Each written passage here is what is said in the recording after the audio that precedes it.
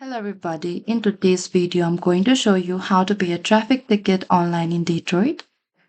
Firstly open any of the web browser and in the top there is address bar. You need to type down pay traffic ticket online in Detroit and enter it. So from here you can find this 36th district code.gov and select this online payment here in the top. And once you get inside this homepage over here, scroll a bit down. And over here, what you need to do is you need to enter the billing address, including zip code associated with the credit card being used. And for that, you need to type down your street address and your city here and the state. And after that, type down your email and select this I accept this term and select this proceed to payment site here.